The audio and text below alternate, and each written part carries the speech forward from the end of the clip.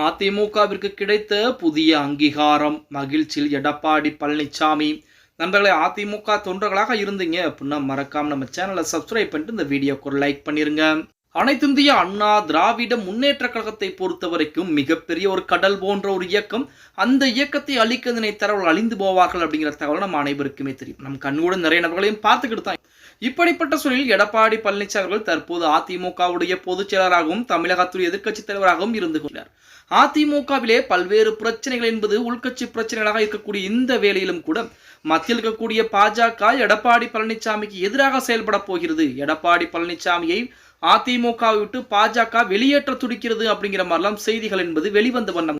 மத்தியில் இருக்கக்கூடிய டெல்லி மேலிடத்தை பொறுத்த வரைக்கும் அதிமுகவிற்கு புதிதாக ஒரு அங்கீகாரம் எடுத்திருக்காங்க. மத்திய கல்வி அமைச்சகத்தின் ஆலோசனை குழு உறுப்பினராக என்பதுரை அவர்கள் தேர்வு செய்கிறாராம். தேசிய அளவிலே என்டிஏ கூட்டணியில் அதிமுக அங்கம் வகிக்கும் நிலையிலே கடந்த ஜூலை மாதம் ராஜ்யசபா எம்பி தேர்வு செய்யப்பட்ட வழக்கறிஞர் இந்த பொறுப்பு என்பது கிடைத்திருக்கிறது அப்படின்னு கூட சொல்லலாம். அத்துறையின் கொள்கைகள், திட்டங்கள், கருத்து பரிமாற்றம் மற்றும் நடவடிக்கைகள் சுதந்திரமாக செயல்பட ஆலோசனை குழு உறுப்பினர்களுக்கு அதிகாரம் என்பது. இதனால் எடப்பாடி பழனிசாமி தரப்பு மிகப்பெரிய ஒரு மகிழ்ச்சியிலே இருக்கிறார்கள் அப்படிங்கிற மாதிரி செய்திகள் எல்லாம் வெளியாகும்.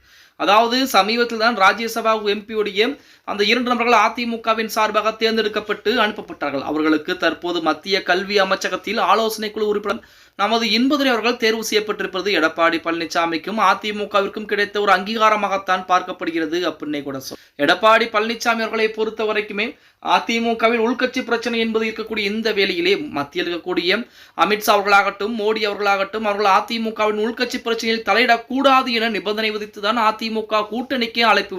அதாவது அதிமுக கூட்டணிக்கு அழைப்பு விடுக்க கிடையாது, மத்தியில் இருக்கக்கூடிய பாஜக தான் கூட்டணிக்கு அழைப்பு விடுத்து சென்னை வந்து 2 நாட்களாக காத்து கிடந்து மறுபடியும் கூட்டணியை உறுதி செய்துவிட்டு மறுபடியும் டெல்லி கிளம்பினார் நமது உள்துறை அமைச்சர் கூடிய அமித்ஷா அவர்கள் அப்படிங்கிற தகவலை நம்ம அனைவருக்கும் தெரியும். அதிமுகவை பொறுத்த வரைக்கும் நாளை தினம் மிக முக்கியமான நாளாக கருதப்படுகிறது. அதாவது செங்கோட்டையன் அவர்கள் 10 நாட்கள் காலக்கெடு கொடுத்தது நாளையுடன் முடிவடையக்கூடிய இந்த வேளையிலே எடப்பாடி பழனிசாமி என்ன முடிவுகளை எடுக்கப் போகிறார்? நமது செங்கோட்டையன் கூட பாஜகவின் முக்கியமான நபராக இருக்கக்கூடிய உள்துறை அமைச்சரான அமித்ஷா அவர்களை நேரடியாகவே சந்திப்பு நடத்தி பேச்சுவார்த்தை என்பது நடத்திவிட்டு வந்தார். அப்படி பேச்சுவார்த்தை என்பது நடத்திய பின்பு எடப்பாடி பழனிசாமிக்கு மிகப்பெரிய பிரச்சனைகள் எல்லாம் வரப்போகிறது. பாஜகவின் சார்பாக எடப்பாடி பழனிசாமிக்கு மிகப்பெரிய ஒரு பிரச்சனை வரப்போகிறது அப்படிங்கிற மாதிரி பேச்சுகள் எழுந்தக்கூடிய இந்த வேளையிலே நமது அதிமுகவிற்கு மத்தியிலே ஒரு பதவி என்பது கிடைத்திருப்பது அதிமுகவிற்கு எடப்பாடி பழனிசாமிக்கும் பாஜக கொடுக்கக்கூடிய மரியாதையாகத்தான் பார்க்கப்படுகிறது அப்படின்னே கூட சொல்லலாம். பொறுத்திருந்து பார்க்கலாம். அதிமுகவை பொறுத்த வரைக்கும் உள்கட்சி பிரச்சனையை மட்டும் சரி செய்து விட்டால் 2026 சட்டமன்ற தேர்தலிலே கண்டிப்பாக அதிமுகவை வெல்வதற்கு யாராலும் முடியாது அப்படின்னே கூட சொல்லலாம்.